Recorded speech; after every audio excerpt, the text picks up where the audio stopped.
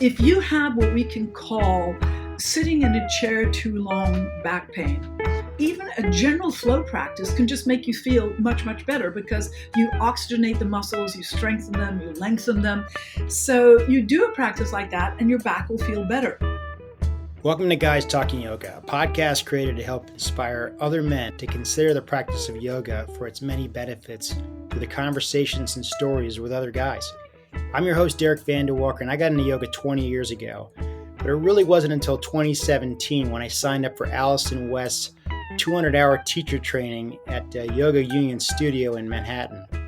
Alison's someone who I've been wanting to have on the show for a very long time because if it weren't for her, I would have never really found yoga as a place to work through my own back, hip, and leg issues that were just dogging me at the time. And that 200-hour teacher training just really helped me develop my own sense of agency. Not right away, but at least gave me the confidence to see how I could use yoga and know what I could and couldn't do and still be able to work through my alignment challenges. Anyhow, in this conversation, we get into Alison's path getting into yoga in the early 80s, her passion and curiosity for learning how to use yoga to help others resolve their own back care issues, including bulging discs and herniation, fusion, spondylolisthesis, stenosis, scoliosis, all that great fun stuff that so many of us have struggled with. Alison has really become a pioneer and an expert in using various different yoga techniques, all the way from the breath to different props, using slings and ropes off walls. So I am just super psyched to have Alison on the show today and be able to share a little bit, just a tiny bit of the knowledge and experience she has. And I highly recommend people who have back issues to seek out Alison, and we'll be providing those links in this podcast and the show. So enjoy. Alison West, great to see you and thank you for joining us. My pleasure. So when I started this podcast 2 years ago, I had always had the intention of having you on as my teacher when I did my 200-hour teacher training. And I just want to say for those who are listening, there's really two reasons why I wanted to bring you on for this chat. Number one is just being my teacher and somebody who helped me find my path with yoga as a means to develop the agency in your own body to work through discomfort, pain, misalignment, and anything else that people tend to come to you with. That was number one. Number two is you've worked with many men over the years. And so those are really the two reasons why I wanted to have you on. And so once again, honored to have you here and very excited for this conversation. Great. So what would you like to talk about? Well, the first thing I want to share is how you got into yoga. Because my memory suits me, it wasn't about your discomfort or your challenges. It was somebody in your life that you were with and you had got into yoga thinking of a way to help him. Is that correct? Completely. I was finishing up dissertation research as an art historian, and my then boyfriend was a German man who came from Munich. So we were both in Munich, and he had scoliosis. And I said I thought yoga would help. This is long before I began specializing in yoga for Backcare and scoliosis. And so we started yoga together, and I then continued, and I never stopped. And this was in something like 1981 or 2. So from that point on, in the 80s, what was it about yoga and your own curiosity as far as what you were learning that really captivated you and ultimately led to a career? Oddly enough, I didn't have one of those beatific moments of realization that this is what I was going to do for the rest of my life. It felt more like a steel gauntlet on the back of my neck. I started doing it and I felt compelled by something to keep going forward, to keep asking questions, to keep exploring. And so I went first from the Sivananda style to my longtime Iyengar teacher, Kevin Gardner, where I suddenly had this immense revelation about the potential for aligning the body in ways that would produce a stronger interconnected force through the body, and also attention to the organs in a new way, to the central nervous system, to really paying attention to the vast complex that we are, and that really is not just the musculoskeletal form. And so that was incredibly exciting, and I felt challenged. And when I feel challenged, that's when I get excited. It's why I like skill-oriented sports. I love to ski, for example. I was an archer. I was a swimming captain in school. I've loved all of these things. And so I just felt that first of all, a skill set was being challenged, but then it became much, much more. I felt the inner body workings and so forth. And that's how I came to it. And this was in the 1980s. You had gotten into yoga, Yes, I and then got into yoga. I started Iyengar yoga in the very early 90s and never stopped, although I also then did Ashtanga yoga, which was physically enormously demanding. And that's when I was doing handstand dropbacks and feet on my head in handstand and all that very demanding range and strength work, which I don't do in the same way anymore, but I certainly can teach to it. And I have male students who have very strong practices, and I feel very fortunate that I can work with them because it's always fun to work with somebody who really wants to practice. And yes. So there, I've had that great pleasure. So for those who are listening who might not have a full understanding of what Iyengar is, the Iyengar practice in Ashtanga, could you just hit on those two briefly and how they're different? Absolutely. BKS Iyengar was one of the great luminaries of yoga in the 20th century who started to elaborate a tremendously detailed program of alignment in the poses so that they would, when you are aligned, your joints are centered and you're able to move energy more powerfully through them. And he also developed the use of props. So blocks, belts, bolsters, and the fantastic rope wall. And in fact, the use of the rope wall has been one of the greatest things. And I've done a lot of work on it and developed a lot of work on it. And I'm about to release an on-demand program for rope wall work, but that you can also do on a door. So that Iyengar yoga is fundamentally alignment yoga. People always mistake it, therefore, to not be very demanding. It can be as hard as any other practice if you're working in a certain way. Ashtanga yoga is based on a set series of poses very firmly set upon the breath. And it was developed by Sri Pattabhi Jois, a student of one of the great yogis also of the 20th century, whose name has just gone clear out of my head for 2 seconds. Krishnamacharya? Thank you, Krishnamacharya, who was also B.S. Iyengar's father-in-law. So, I mean, there are, lots of circles within circles. But it's a very strong, flowing practice of increasing difficulty, and you move through the levels with the permission of your teacher, who gives you poses, and then you take those poses and you add them and you continue. Yep. So is it fair to say that those two types of yoga styles really sort of are the foundation for what you developed within your own style out of those two roots? Absolutely, although I got a lot from the Sivananda tradition as well. A different aspect with a special emphasis on also the spiritual aspects of yoga, or I would say the philosophical aspects. When you say spiritual, it can sometimes be tricky, but certainly the philosophical aspects and the nature of meditation and the nature of being. And I've retained that in my practice and in my teaching. So I look back fondly at our 200-hour teacher training program that I did with you at Yoga Union in late 2017. And I still am processing the abundance of information that you shared in that teacher training program. I really came for the alignment and the understanding of, how to use safely for my body and some of the issues that I had at the time. But I was really kind of swept away by the philosophical introduction that I got in our 200-hour teacher training. On your path, when you started to get into yoga, were you expecting or anticipating your enthusiasm and curiosity around the philosophical aspects of yoga, or was that something that really surprised you? It didn't surprise me. My husband of many years ago, who is now dead, and was also much older than I was, practiced yoga and also spoke about the philosophy of Sri Aurobindo. So he was already speaking to me about that, although I didn't take it seriously at the time. So I feel that this whole yoga thing has been like something coming to it's a revenge part of yoga because I didn't take him seriously. No, so I was exposed to it, and I was also very live to it, and I felt in deep harmony with the things he was saying.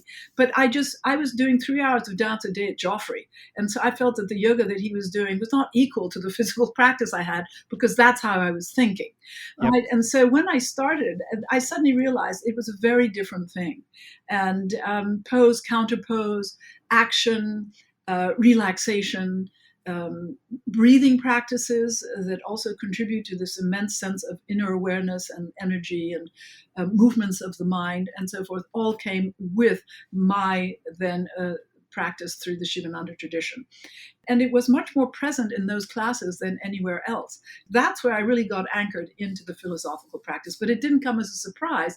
However, the extent of it was fantastic. And when I did my teacher trainings there, my first 2 trainings, it was a fundamental part of the training. And so I was able to experience it in a much, much thoroughgoing way. Yep. And so when was it, the late 80s or early 90s, you started to really become a yoga teacher, or whereabouts did you turn that corner? I turned that corner when I did my first trainings in 88, 89. Mm-hmm. So I practiced for quite a while, and then I started teaching. And then 10 years after I did my trainings, I started running teacher trainings. I felt it was very important. And I feel nobody should run a teacher training program unless they have been teaching for at least 10 years. Yeah. Like anything else, you need time to mature.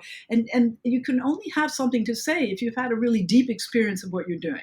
And so I waited, and then suddenly it seemed to be the right thing. And I did the first month intensive that anybody had ever done in an urban setting in New York City. And I loved it. I loved doing the trainings. And I brought in other people to teach things that I thought would be valuable from a different perspective or greater specialization. So you started teacher training in the late 90s, and then you established Yoga Union around the same time? I established Yoga Union as a name brand and as a teacher in 1996, but the first full home was across the street from the last Yoga Union at 32 West 28th. I partnered with Deborah Wolk, and we created Yoga Union there.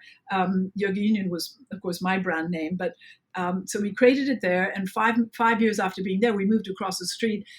It's a space that I rented, and the Backcare Center, which Deborah and I co-ran, rented from Yoga Union.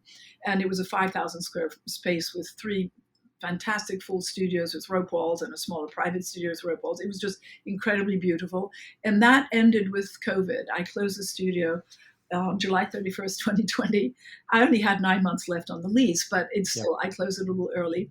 And it was a tremendous loss because there are very few places in New York City where you can work on rope walls. It was an amazing space, Yes. a beautiful space. When was the time that you decided that there was an opportunity to develop an expertise and offer a curated way of experiencing yoga for back issues? Well, multiple fronts. First of all, people with back problems kept coming. And statistically, it's said that back problems are one of the principal reasons that people approach yoga. Their doctors say go and do yoga. And of course, most doctors don't really know that there are different kinds of yoga, and that certain yogas might actually aggravate a back problem. If you have a lumbar herniation and you do a steady flow practice, bring your foot forward between your hands and flexing your spine every single time, it could aggravate the problem. But constant presence of people saying, I have back problems, and working in the Iyengar tradition with a very serious look at alignment, and of course, teachers specializing in this.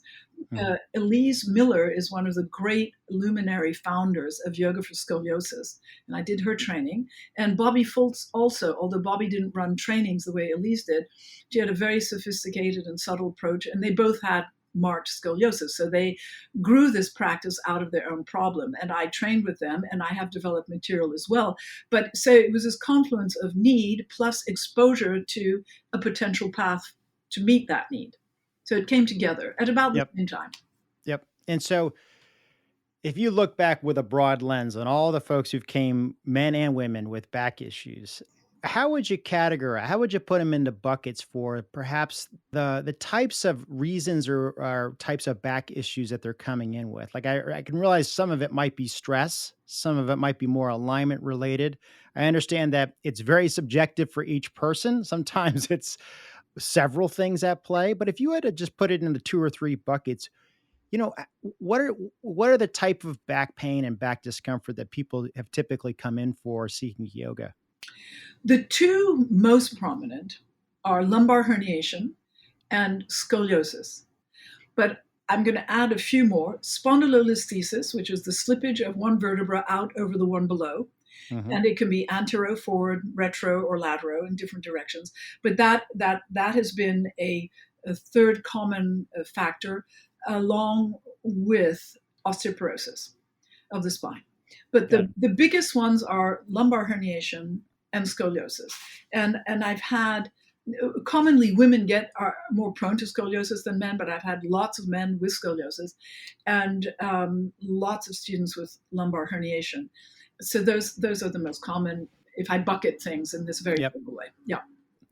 If there was a common thread that you could weave through, or why yoga helps with back care issues and why people have found success. And one thing I want to note that you and other great yoga teachers that I've had the pleasure of working with have always been respectful of, hey, have you seen a doctor, or make sure you go see a doctor for this. Like, it's a complex thing, but you've always come with an understanding that there could be other things at play. And obviously having a good analysis from a medical doctor is important.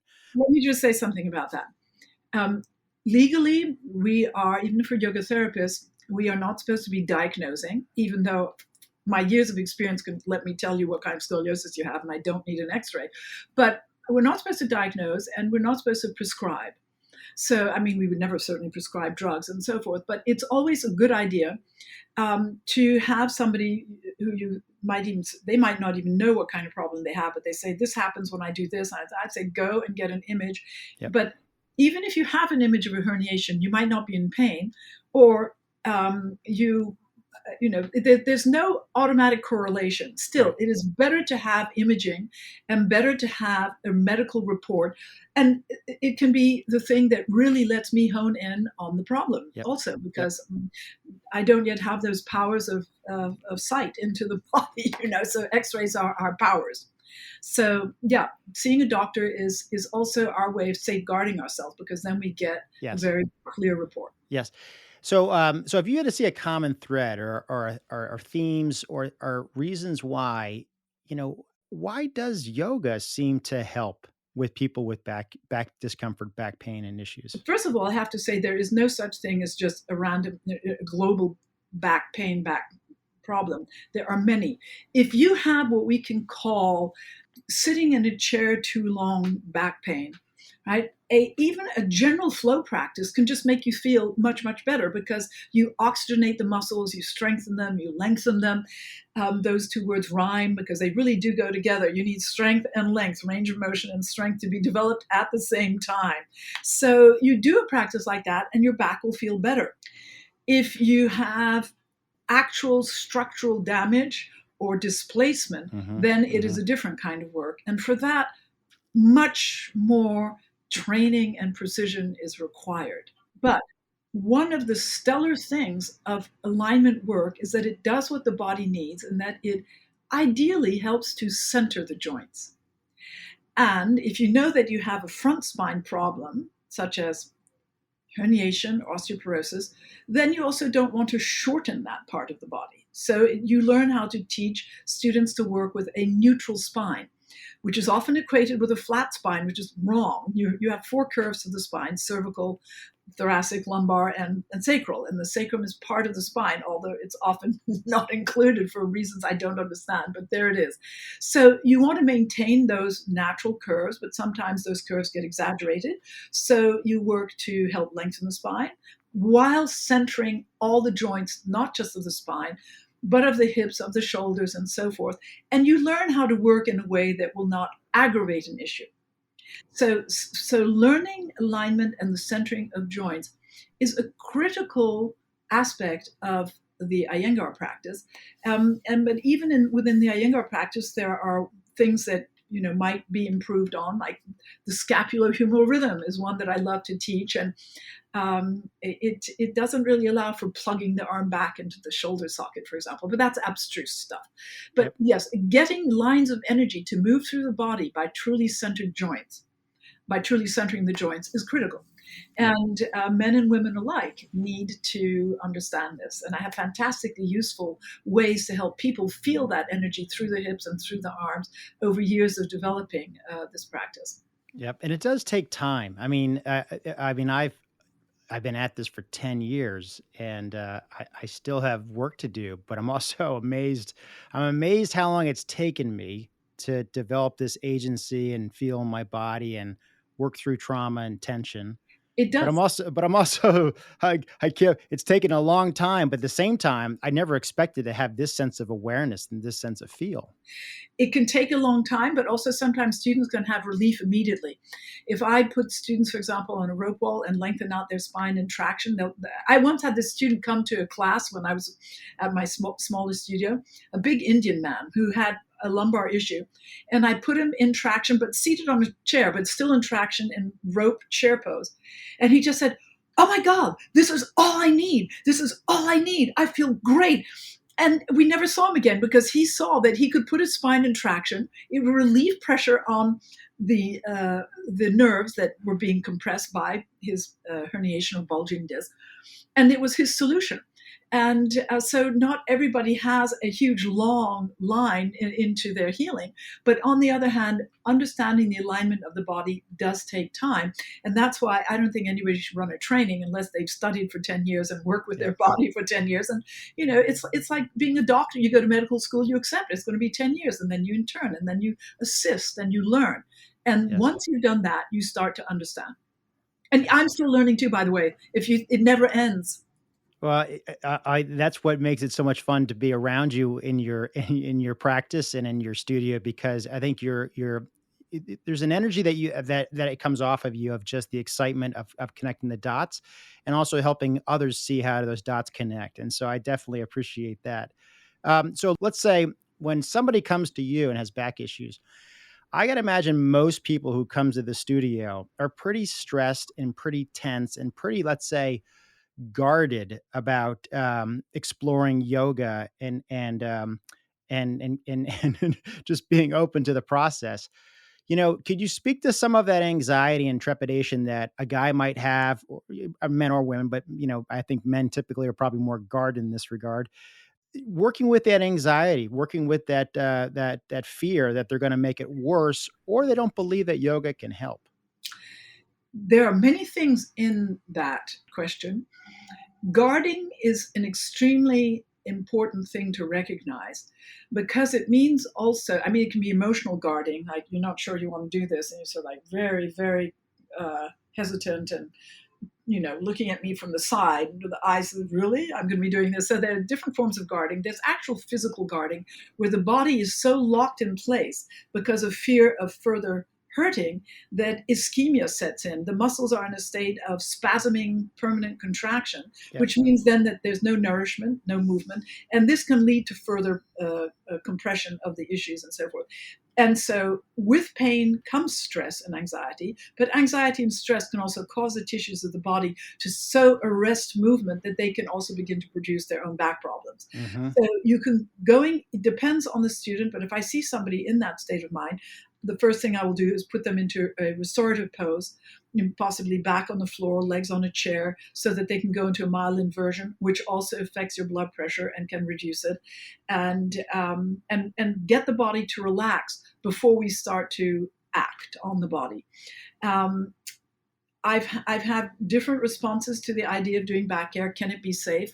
I've had, and this is more true, I have to say, of male students and female students, men coming, and I will talk to them a little bit about what the nature of the practice will be, and they'll have to give up doing crunches for a while and doing their flow practice so they don't keep flexing the spine and adding to their injury, because they are really suffering from multiple herniations, for example. Mm-hmm. And flexing the spine is putting pressure on the vertebra and causing the herniation to extrude and press more powerfully on the nerve roots that are exiting from that part of the spine.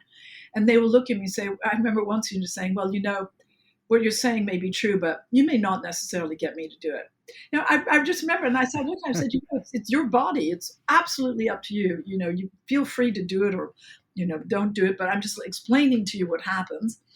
And but not only men. I once had a woman who just loved her power work and all of these things. And I said the same thing. I said, for a while, you're going to have to back off. And she didn't. She came back to me a year later saying, I don't know what the matter is. I'm still in such pain. So at that point, I finally said, well, do it my way for a while and let's see what happens. Yep. And so we got her out of her chronic pain. And then she slowly strengthened around the new pattern. It was great. So men, on the whole, I would say, I'm not going to say on the whole they're less receptive, but I've probably found my most non-receptive possible students among the male population. Yep. But once men start working with me and are willing to experience the relief that can be achieved, then it's fantastic.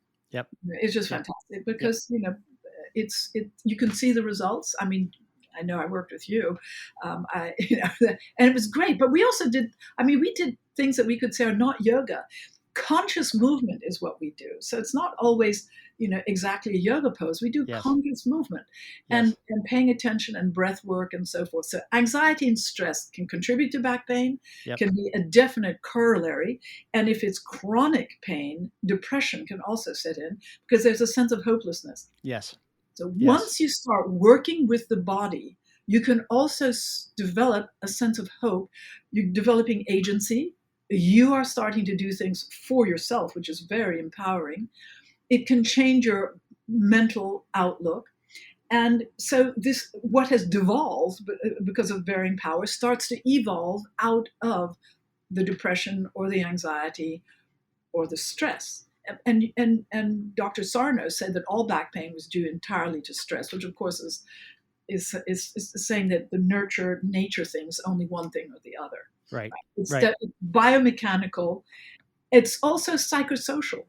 I'm just going to address that. I've had male students come to me with hyperkyphosis, an exaggerated rounding of the upper back, and developing pain in the neck for having to compensate. And I will put them on the floor and have them lengthen out, and all of a sudden, this tremendous barrel chest will appear. And because they're kind and gentle, they have not wanted to feel that they're lording it over people by this tremendous presence. Yeah. I've had the same problem with young girls who develop a bosom very early and who hide it. And that because people whistle at them, this is a psychosocial problem, it encourages the rounding of the back. So one has to be aware of how one's even social presence can influence back pain. And tall men, same thing. I've had very wonderful, gentle, very tall men come to me in chronic pain because they don't want to stand tall over everybody. It's not just a tall woman's problem. It's a tall man's problem. Yep. So when I can get them to own their height, which they do beautifully, and I always say, there are lots of ways to be accessible, is to smile, talk, stand further away from people, widen your stance so that geometrically you'll be shorter if you separate your feet, all of these things so that height is not an issue. And I've had this problem with men and women both, but men are tall and strong and it really is something to consider. So there are many, many aspects to back pain, by the way, as you can see. Well, one of the things that I really appreciated and loved in your teacher training program and just how you lead your classes and the programs is, I think you encourage people, and obviously in a positive way, but you're also inspiring some confidence that they actually can do more than they probably realize, and to get out of that place of feeling stuck and sort of guarded and hiding. I can also appreciate that it's somewhat stressful having to interact with so many clients and students who come in, who bring in their own energy and their own stress and depression, anxiety around their back issues. And, having to work with them, being inverted in a sling, or having them work with new aspects with a chair or whatever it is, you love the good fight and sticking with people in the foxhole to really help them try to find the connection and see that agency in themselves. And, you never seem to really run out of gas when it comes to dealing with those folks. And I know it's a lot. It's probably a lot. I do run out of gas. But, one of the things I for a while was working with a very interesting doctor in New York, and he said, there are ways also of protecting your own energy, and rest your forearm on the wall for a while. So you use the wall as a kind of cathecting mode, or rinse your arms off up to the elbows so that, you feel that you're letting stuff go. But I would get tired, and I too would have to take restorative poses just to recharge my batteries. Yep. And sometimes I didn't always have time to recharge my batteries. So it might make me a little tense, these things happen. But the important thing is, if you're feeling that, because you have to be, if you have to be able to work with your students, then you have to check out and just, that's why I never schedule students back to back. I always have time in between sessions so that I can do notes, but I can also quiet myself down completely, clear myself, and be completely ready for the next person. Yep. Well, another thing that I love and appreciate about the training that we did together was the incredible amount of opportunity to work with props, whether it's a block or a chair or a belt or a wall, the blankets, it's endless. One of my first memories of coming to your studio and sharing my back challenges, and you had referenced this earlier, which was have them lie down on the blanket, and they put their legs up on a chair. Maybe it's not quite 90-90, but close to that.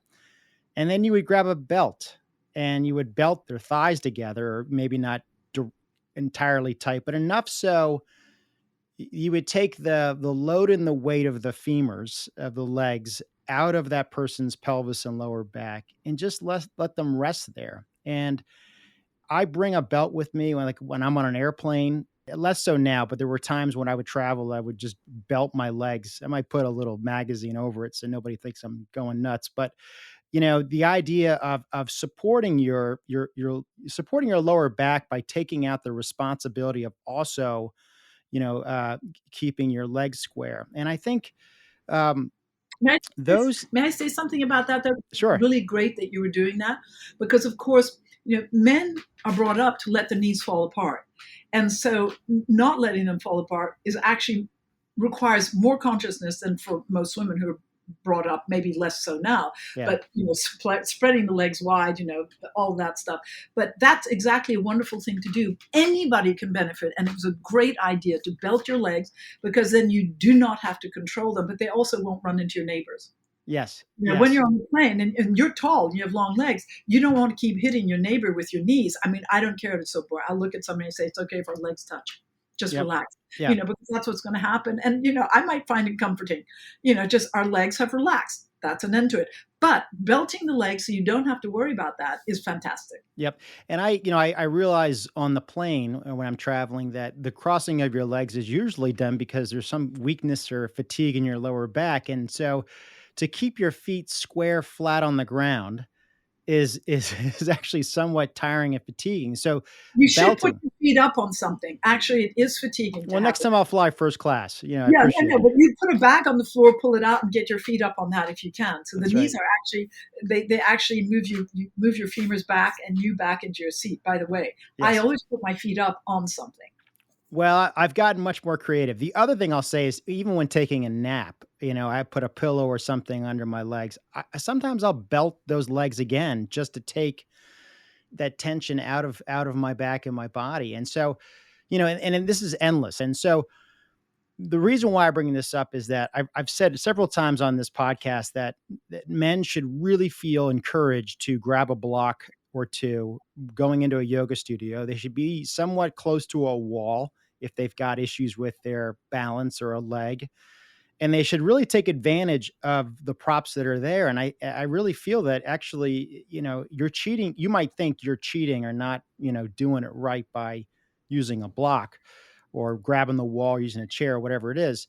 You're really cheating yourself by not utilizing that block in that chair or that wall. I mean, if you start thinking about that way, yoga props are your body in different form. Yes. Instead of being something from the outside that is a cheating device, it just lets you lengthen your limb or sharpen a point of gravity. So when you lie over a block, it helps you extend your spine and release over it. It also can be a tremendous strengthening tool, by the way. You can challenge yourself. I mean, we see all over gyms now, people with their legs through a chair doing what are called Copenhagen leg lifts. But I was teaching that years ago in yoga classes, to develop strength. So the chair can develop strength, range of motion, offer tranquility. But what everybody should be looking for is an intelligent practice. And if using a prop makes your practice more intelligent, isn't that what you would want? If it lets you prevent yourself from injuring yourself further, then that would be a fantastic thing. One of the things I've always told teachers in trainings is if you see somebody who is resistant to using a prop and you know they should, you give the entire class the prop and say, let's see if you can figure out how to use this prop well. Yeah. This is not easy, right? Yeah. First of all, you make it hard to put your hand on a block, right? This is very advanced, people. Very advanced. Very bad, whatever. You can give every single person that prop so that, but also you don't have to, this is something I've said for years, you don't have to have the problem to enjoy the solution. I love it. Right? So everybody can use a block. You truly can. So even if you see it's for that one student, that you're giving it to everybody so they don't feel singled out. And this is the other thing. Feeling singled out is probably the biggest challenge for somebody who's in a general class who might have range of motion limitation. So you want to give those students the understanding that the more intelligent their practice is, the better they're going to feel. And once I have students who, once they understand how to use props, are so cheerful about just going to get what they need. They don't wait for me to say anything. They just demonstrate the knowledge. They even start to explore. And all of a sudden the corner is turned and the use of props becomes so self-evident that there's no convincing anymore. It's there. Yep. But I would recommend every single person, no matter how healthy they are, right? You can be without injuries, to try some props and see how much it can teach you, right? If you can do a handstand, put your hands on 2 blocks and go up into handstand and see how that can make it harder for you. On the other hand, put your feet up on something and see how much easier it is to go up. There are all of these things that you can do. Yeah. Well, I would say the spark that you lit in me was being open and creative with using blocks and these props. And as you would say, just have fun with it. And the meaning that you can explore what you need. It doesn't always have to be the official way to how to use a yoga block, for side angle pose or whatever it is. You really can go figure out and explore with it. And I'll say it was something I was going to highlight to show how far I've come in the teacher training in fall of 2017. We were in a deep afternoon of talking about props, and Supta Virasana was a pose that I always struggled greatly with. I really couldn't do it because I was such a mess back then. I'll have to put this up on the website when we post this, but you had a photo, you had a photo of me doing Supta Virasana with probably like 6 or 7 different bolsters or props. In the studio. It was almost like some kind of like offering, like this was a offering or sacrifice to the gods. Cause I also was like strapped to this chair. So it really looked like we're going to leave him and let the gods, take him here at this volcano. But, I just had a yoga class today at a friend's studio, up the street. And there's a moment in this class towards the end, we do Supta Virasana. And I now have I have 2 blocks. I have 1 block, and you will appreciate this on the second side of the block under my shoulder blades. And then I have the second block under my head. And that is remarkable from where I was, 5-6 years ago. And for me, it blows me away that I was able to, over time, patiently work through, not just to do that pose better. Doing that pose better with less support and blocks was really just a culmination of just being open and working through everything. So, I encourage everyone here to get curious about props. Go buy a block, a belt, have those things at home, use them at home when you explore on your mat. You don't have to roll out your mat and do a 90-minute practice with candles and funky music. You can spend 10, 15 minutes, like a quick floss of your body, doing a little something. Let me add something here. Now you're seeing in all kinds of gyms people using sticks, what are called sticks, which are what I call dowel, for range of motion and development. That's a prop, right? But it can also be used like, martial arts weapon. You can think of it that way, but it's a prop. Anything that's not part of your body is a prop. A sword in battle is a prop. It's a sharper hand. Yep. Right? We use a knife and fork. Those are instruments to eat food more easily, but they're props. They're eating props. everything in life is propped. So yoga can be propped too, and it can be fantastic, as you say. And to explore props really is a wonderful opening. And if you go to a gym, you'll see there are props everywhere that they're not called that.